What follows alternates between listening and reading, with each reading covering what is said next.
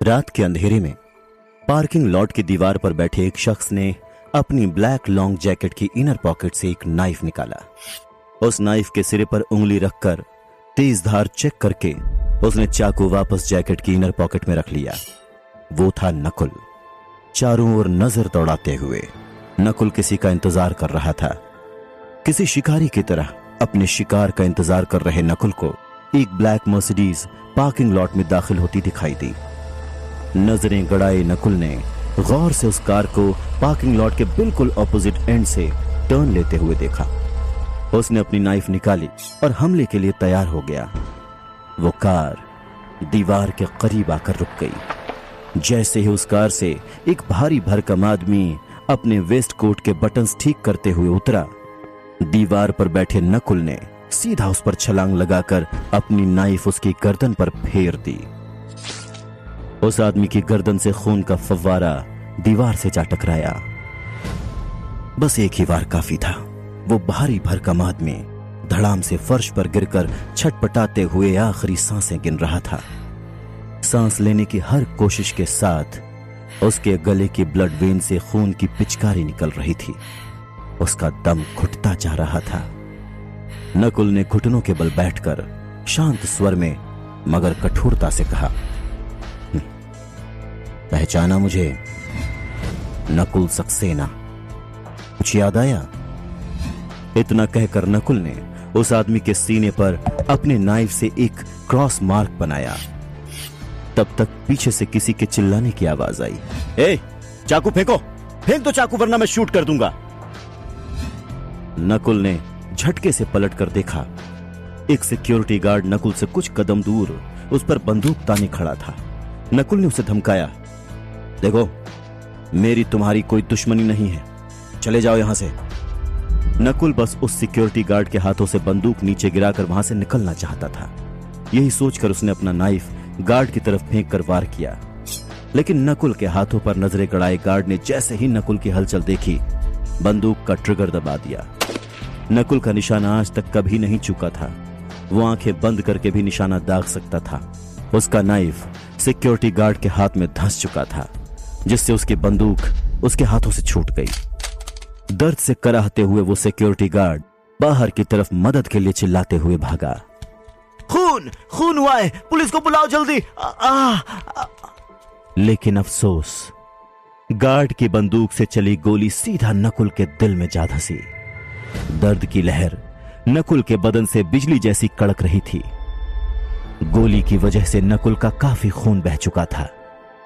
नकुल सुध बुध खोकर नीचे गिर पड़ा। उसकी पलकें भारी हो चुकी थीं। किसी पहाड़ के बोझ की तरह मुश्किल से नकुल पलकें खोलने की कोशिश करता और फिर आंखें बंद हो जाती। आंखों के सामने के अंधेरे को चीरते हुए बस एक ही तस्वीर उसे नजर आ रही थी। एक अंडर कंस्ट्रक्शन मकान में नकुल हंसकर किसी लड़की से कह रहा था, and this is the most important room of our house Myra. हमारा बेडरूम कैसा लगा?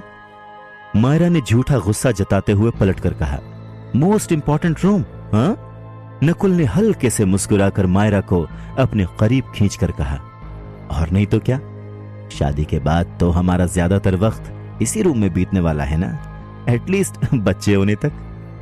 मायरा ने हंसकर नकुल की बाहों में समाते हुए पूछा, इतनी सारी प्लानिंग कर ली है? नकुल ने रोमांटिक अंदाज से दबी आवाज में जवाब दिया, आई लव यू। नकुल ने हौले से मायरा के होठों को चूम लिया।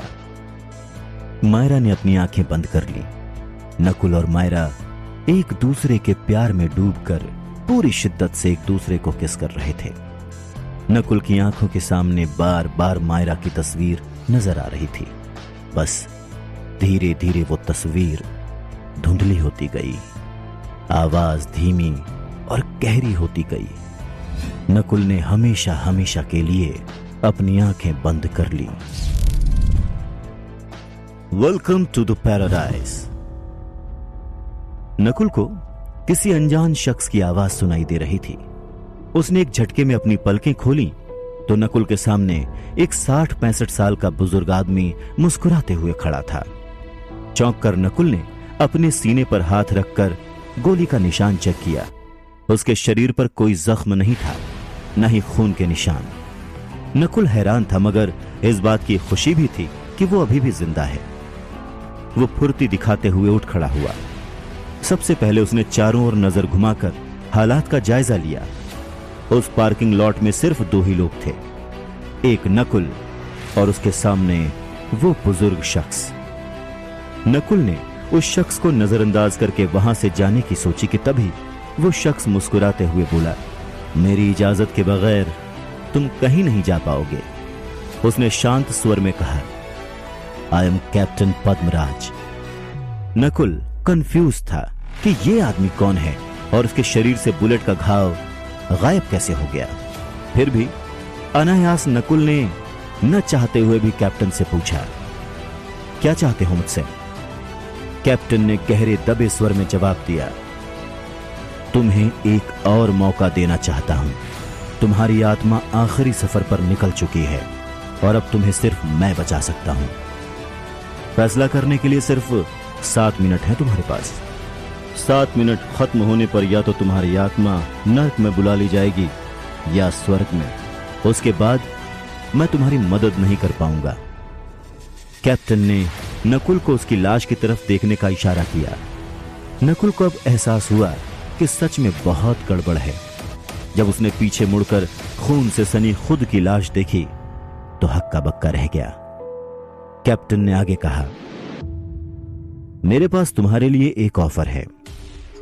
मैं चाहता हूं कि तुम हमारा ब्यूरो ज्वाइन करो। हम बस कुछ चुनिंदा सोल्स को ही हमारे ब्यूरो के लिए काम करने का मौका देते हैं।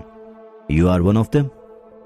कैप्टन की बातें नकुल के कुछ भी समझ नहीं आईं। उसकी हैरानी और बढ़ गई। नकुल ने माथे पर बल देकर पूछा, दिस इज वियर्ड, ये सब हो क्या रहा है? कैप्टन ने दबी गहरी आवाज में मुद्दे की बात करते हुए कहा, यहां पृथ्वी लोक और परलोक में भी कुछ अदृश्य शक्तियां अपना साम्राज्य स्थापित करने की कोशिश में जुटी हैं। हमारा ब्यूरो उन्हें टैकल करता है। ब्यूरो ज्वाइन कर लो तो तुम्हें मरने के बावजूद पृथ्वी लोक से संपर्क में रहने का मौका मिलेगा। नकुल कुछ भी सोचने समझने की हालत में नहीं था, वो बस शॉक्ड था। तभी कैप्टन ने कहा, मौत के बाद की जिंदगी जीने का मौका हर किसी को नहीं मिलता। अपनी जिंदगी का जो मकसद तुम जीते जी पूरा नहीं कर पाए वो मरने के बाद पूरा कर पाओगे। तुम उसकी मौत का बदला ले पाओगे। ब्यूरो के हर एक काम के बाद तुम्हें तुम्हारा मकसद पूरा करने के लिए पावर मिलती रहेगी। वक्त आने पर उनका इस्तेमाल कर पाओगे। अब या तो ब्यूरो ज्वाइन कर लो या फिर परलोक के सफर पर चल पड़ो। सोच लो, सिर्फ 3 मिनट बचे हैं तुम्हारे पास। कैप्टन की अजीब बातों से नकुल क्यूरियस जरूर था, लेकिन सोचने समझने में वक्त जाया करने का कोई मतलब नहीं था। नकुल ने यकीन के साथ जवाब दिया, मैं तैयार हूं ब्यूरो ज्वाइन करने के लिए। बताइए क्या करना है मुझे? कैप्टन ने कहा, कम विद मी। सबसे पहले तुम्हें ब्यूरो के साथ एक कॉन्ट्रैक्ट साइन करना पड़ेगा। अगले ही पल कैप्टन और नकुल दोनों एक सकरे कमरे में थे। कैप्टन चेयर पर बैठे हुए थे, लेकिन अब नकुल के चेहरे से तनाव का नामो निशान मिट चुका था, जैसे कि उसने तय कर लिया हो कि आगे क्या हो सकता है और क्या करना है। उसी वक्त कॉन्फ्रेंस रूम का दरवाजा खोलकर एक लड़की नकुल की तरफ आने लगी। उस लड़की को देखकर नकुल चौंक गया। माथे पर बल देकर हैरानी से उसे एकटक देखता रह गया। आखिर कौन थी वो लड़की और क्या है नकुल के इस हैरानी भरे सफर की दास्तान? जानने के लिए बने रहिए इस कहानी के साथ।